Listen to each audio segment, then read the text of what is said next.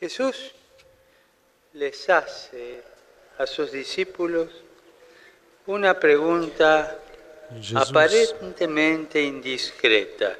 Jesus faz uma pergunta a seus discípulos e que essa pergunta parece ser indiscreta. Que discutis pelo caminho? Uma pergunta que ele nos pode fazer também hoje. Do que é que falais diariamente? Quais são as vossas aspirações? Porque por el camino habían discutido sobre quién era el más importante. Eles ficaram em silêncio, diz o Evangelho, porque no caminho tinham discutido uns com os outros sobre qual deles era o maior. Os discípulos tinham vergonha de dizer a Jesus aquilo de que estavam falando. Quem é o mais importante? Os discípulos de ontem, como também nós hoje, pode-se encontrar a mesma discussão. Quem é o mais importante? Jesus não insiste com a pergunta, não os obriga a dizer-lhe o assunto de que falavam pelo caminho. E todavia a pergunta permanece. Não é só na mente, mas também no coração dos discípulos. Quem é o mais importante? Uma pergunta que nos acompanhará toda a vida e à qual somos chamados a responder nas diferentes fases da existência. Não podemos fugir a essa pergunta. Está gravada no coração. Mais do que uma vez ouvi em reuniões de família perguntar aos filhos: de quem gostas mais, do pai ou da mãe? É como se vos perguntasse: quem é mais importante para vós? Será que essa pergunta é simples, um jogo de crianças? A história da humanidade está marcada pelo modo como se respondeu a essa pergunta. Jesus não teme as perguntas dos homens. Não tem medo da humanidade. E como bom pedagogo, está disposto a acompanhar-nos sempre. Nem das várias questões que a mesma coloca. Pelo contrário, ele conhece os recônditos do coração humano e, como bom pedagogo, está sempre disposto a acompanhar-nos. Fiel ao seu estilo, assume as nossas interrogativas, aspirações, conferindo-lhes um novo horizonte. Fiel ao seu estilo, consegue dar uma resposta capaz de propor novos desafios, descartando as respostas esperadas ou aquilo que aparentemente já estava estabelecido. Fiel ao seu estilo, Jesus sempre propõe a lógica do amor, uma lógica capaz de ser vivida por todos porque é para todos. Longe de qualquer tipo de elitismo, Jesus não propõe um horizonte para poucos privilegiados, capaz de chegar ao conhecimento desejado ou a altos níveis de espiritualidade. O horizonte de Jesus é sempre uma proposta para a vida diária. Mesmo aqui na nossa ilha, uma proposta que faz com que o dia a dia tenha sempre o sabor da eternidade. Quem é o mais importante? Jesus é simples na sua resposta. Se alguém quiser ser o primeiro, há de ser o último de todos e o servo de todos. Quem quiser ser grande, sirva os outros e não se sirva dos outros.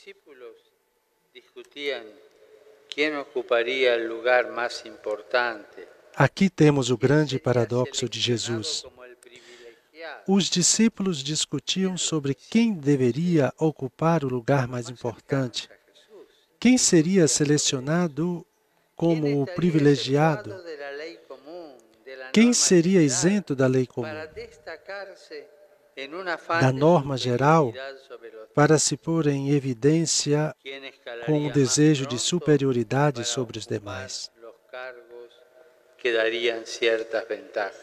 Quem subiria mais rapidamente ocupando os cargos que dariam certas vantagens? Jesus transforma a sua lógica, dizendo-lhes simplesmente que a vida autêntica se vive no compromisso concreto com o próximo. A invitação ao serviço possui uma peculiaridade a la que devemos estar atentos. O convite ao serviço apresenta uma peculiaridade a que devemos estar atentos.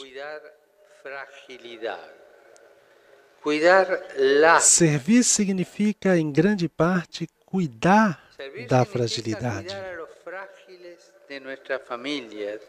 Cuidar dos frágeis das nossas famílias, da nossa sociedade, do nosso povo. Desprotegidos e angustiados a los que Jesus propone mirar. São os rostos dos sofredores, indefesos e angustiados que Jesus nos propõe olhar e convida concretamente a amar.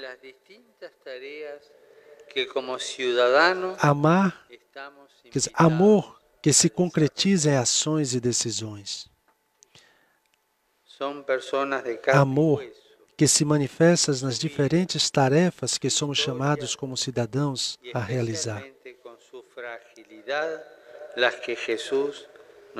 As pessoas de carne e osso, com a sua vida, a sua história e especialmente com a sua fragilidade, são aquelas que Jesus nos convida a defender, a assistir, a servir.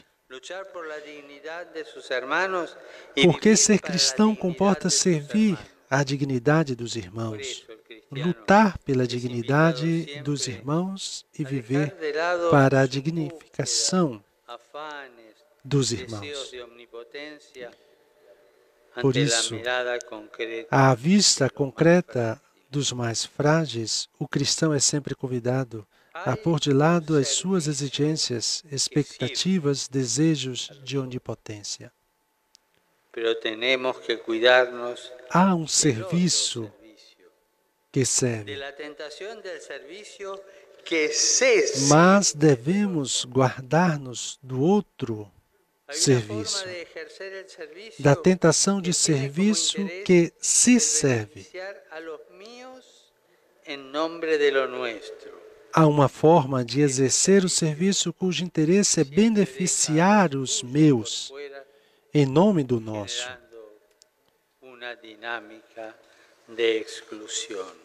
Este serviço deixa sempre os teus de fora, gerando uma dinâmica de exclusão.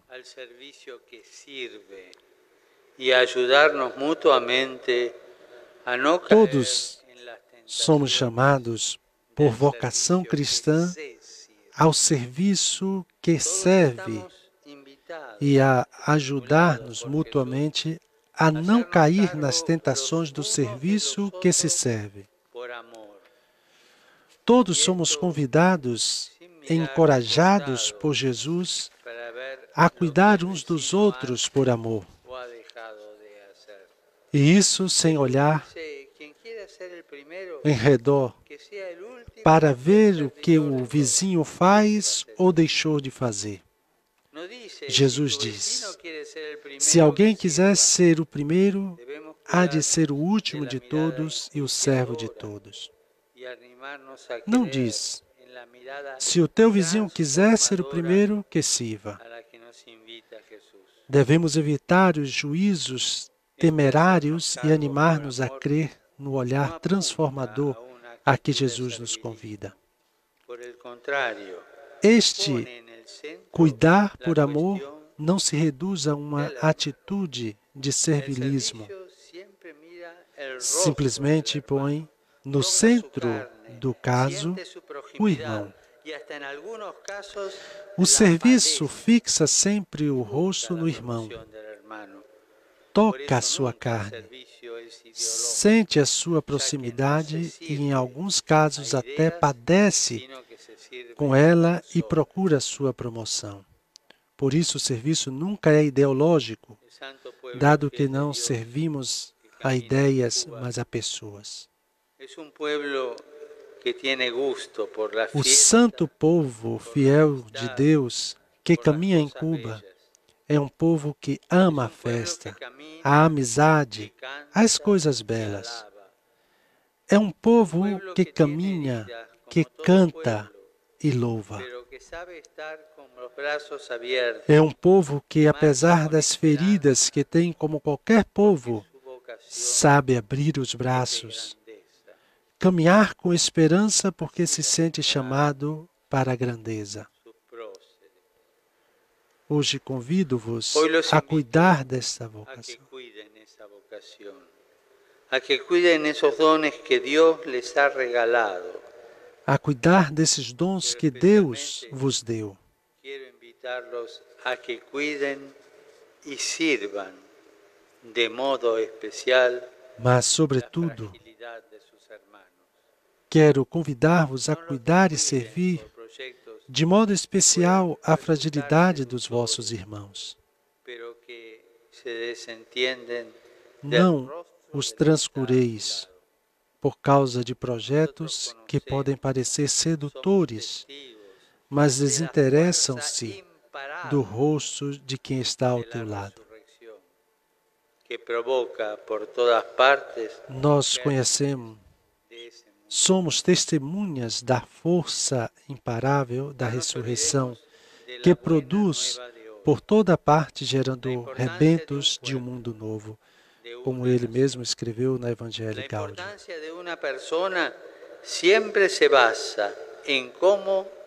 Não nos esqueçamos da boa notícia de hoje, a importância de um povo, de uma nação.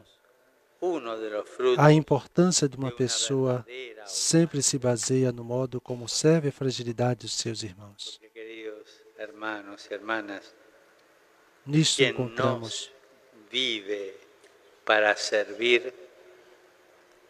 Nisso encontramos um dos frutos da verdadeira humanidade. Quem não vive para servir, não serve para viver. Acabamos de ouvir a homilia do Santo